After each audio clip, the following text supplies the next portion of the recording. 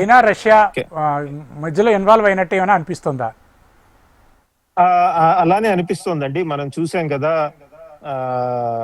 పాకిస్తాన్ ఒక ఒప్పందం ట్రై చేసే ప్రయత్నంలో ఇరాన్ వాళ్ళు ఒప్పుకోని తరుణంలో వెళ్ళి చైనా సహాయం అడిగిందని, చైనా ఇరాన్ తో మాట్లాడి అట్లీస్ట్ చర్చలు కూర్చోందని చెప్పండి అని వార్తలు వచ్చాయి. అవి ఎంతవరకు వాస్తవం తెలియదు మనకి.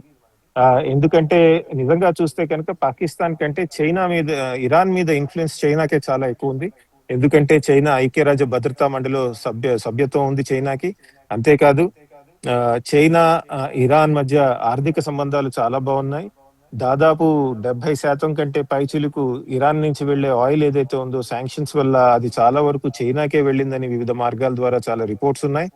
సో కాబట్టి చైనా యొక్క పాత్ర ఉంటే ఉండొచ్చు అని చాలా మంది చెప్పడం జరుగుతోందండి. ఇంకో పక్కన చూసుకుంటే యుద్ధం స్టార్ట్ అయిన కొద్ది రోజులకి Donald Trump Russian president Vladimir Putin కి ఫోన్ చేసి మాట్లాడారని కూడా చర్చలు వచ్చాయి. అంటే అటు ఇంకో పక్క రష్యా కూడా ఏమన్నా ఒక మాట చెప్పిందా యుద్ధం ఆపటానికి?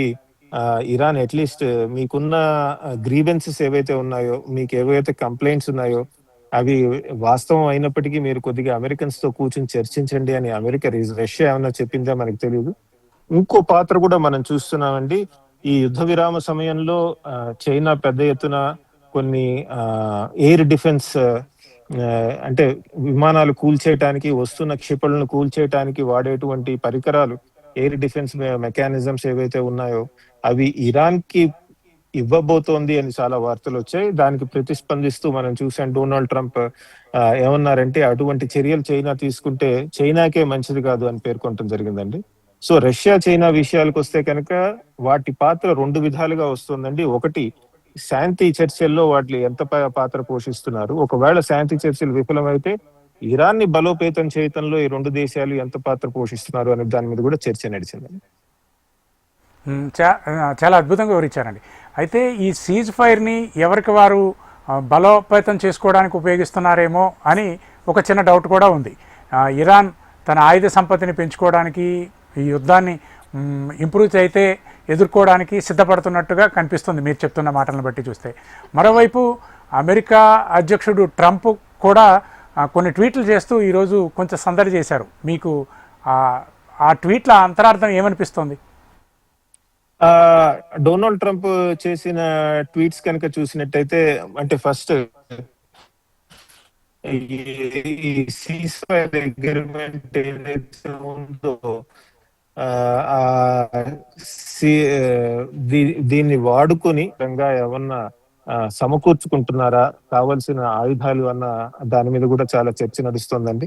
ఉదాహరణకి డొనాల్డ్ ట్రంప్ తన ట్వీట్ లో కూడా నిన్న మొన్న ఇవాళ కూడా చెప్పడం జరిగింది. ఒకటి ఏంటంటే మా షిప్స్ అన్ని మేము లోడ్ చేసుకున్నాము, మా షిప్స్ లో కొత్త కొత్త మిజైల్స్ ఏవైతే అయిపోయాయో మిజైల్స్ అనుకున్నామో అవన్నీ కూడా ప్రాంతానికి పంపించి మేము పెద్ద ఎత్తున మళ్ళీ సంసిద్ధం అవుతున్నామని చెప్పడం జరిగిందండి.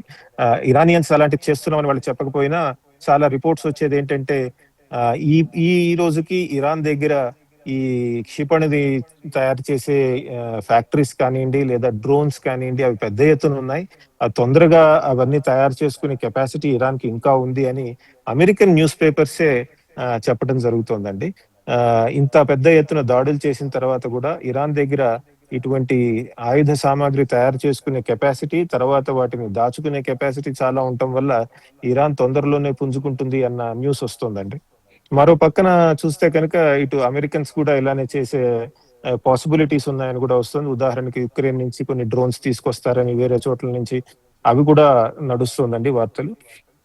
మరొకటి గమనించాల్సింది ఏంటంటే డొనాల్డ్ ట్రంప్ వీళ్ళు మాట్లాడుతూ ఇప్పుడు కనుక సీజ్ ఫైర్ జరగకపోతే మళ్ళీ యుద్ధం స్టార్ట్ అవుతుందని కఠినంగా చెప్పడం జరిగింది. ఇంకా వేరే ట్వీట్స్ గురించి అన్నారా అన్నది మీరు చెప్తే వాటి మీద కూడా మనం చర్చించవచ్చండి. సంజయ్ గారు, మనం ఇంకొక వార్తల్లో చూస్తే అసలు ఈ యుద్ధం అనేది జరిగితే ప్రపంచంలో పరిణామాలు ఎలా ఉంటాయి, మన దేశం పరిస్థితి ఇంకా ఎలా ఉంటుంది? ఇప్పటికే మనం చాలా సంక్షోభాలు ఎదుర్కొంటున్నాం. ఇక ఆర్థిక సంక్షోభాలు కూడా వచ్చే పరిస్థితి ఏమైనా కనిపిస్తుందా? మళ్ళీ యుద్ధం స్టార్ట్ అయితే కనుక చాలా దేశాలు, ముఖ్యంగా అభివృద్ధి చెందుతున్న దేశాలకి చాలా ఇబ్బంది వస్తుందండి. ఎందుకంటే ఇప్పటికే ఆయిల్, పెట్రోల్ వీటి మీద చాలా దేశాలు ఇబ్బంది పడుతున్నాయి. అఫ్ కోర్స్ భారత్ లాంటి దేశం అయితే కనుక వివిధ ప్రాంతాల నుంచి, వివిధ చోట్ల నుంచి ఏదో విధంగా తెచ్చుకుంటుంది. కానీ మనకంటే చిన్న దేశాలు ఏవైతే ఉన్నాయో, ఉదాహరణకి బంగ్లాదేశ్ తీసుకోండి, శ్రీలంక తీసుకోండి, నేపాల్ తీసుకోండి, లేదా మాల్దీవ్స్ తీసుకోండి. మన చుట్టుపక్కల దేశాలే చెప్తున్నా. వీటన్నిటికీ ఆయిల్ మనమే సప్లై చేయాల్సి వచ్చిందండి. వాళ్ళకి తీవ్రమైన కొరతొస్తే వాళ్ళు భారత్‌ని అడిగితే భారత్ మనకున్న దాంట్లో సర్దుకుని వాళ్ళకి కూడా ఇవ్వటం జరిగిందండి. మరి మిగతా దేశాలు ఉదాహరణకి బర్మా తీసుకోండి, ఆఫ్రికాలో ఆయిల్ వనరులు లేనటువంటి దేశాలు తీసుకోండి. వాటి పరిస్థితి ఎలా ఉంటుందో కూడా ఆలోచించాలి. ఫిలిప్పీన్స్‌లో అయితే కనుక నేషనల్ ఎనర్జీ ఎమర్జెన్సీ డిక్లేర్ చేయటం జరిగింది.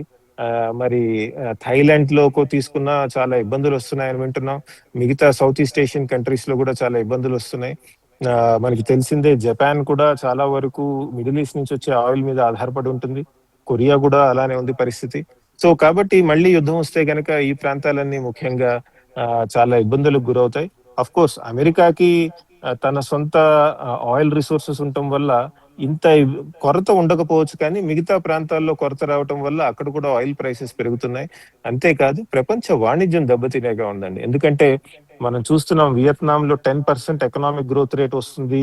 ఈ ఫైనాన్షియల్ ఇయర్ అనుకుంటే వాళ్ళు ఆల్రెడీ దాన్ని 10% గ్రోత్‌ని తగ్గించి 8% 7% అని మాట్లాడుతున్నారు. అలానే సౌత్ ఈస్ట్ ఏషియన్ కంట్రీస్ లో కూడా మన ఇలాంటి చోట్ల కూడా ఆర్థిక ప్రగతి తగ్గే విషయంగా కనబడుతోంది. ఒకవేళ ఈ దేశాలన్నిట్లో ఆర్థిక ప్రగతి తగ్గితే గ్లోబల్ ట్రేడ్ కనుక కొద్దిగా దెబ్బతింటే కనుక అది అమెరికాకి మంచిది కాదు, యూరోప్ కి మంచిది కాదు, ముఖ్యంగా అభివృద్ధి చెందుతున్న దేశాలకి అసలే మంచిది కాదండి. సో ఏదో విధంగా యుద్ధం మళ్ళీ స్టార్ట్ కాకుండా ఉండి స్ట్రెయిట్స్ ఆఫ్ హార్మోజ్ జలసంధి ఓపెన్ అయితే మనందరికీ చాలా ఆర్థికంగా మనం అందరం కూడా కొద్దిగా తేరుకునే అవకాశం ఉంటుందండి.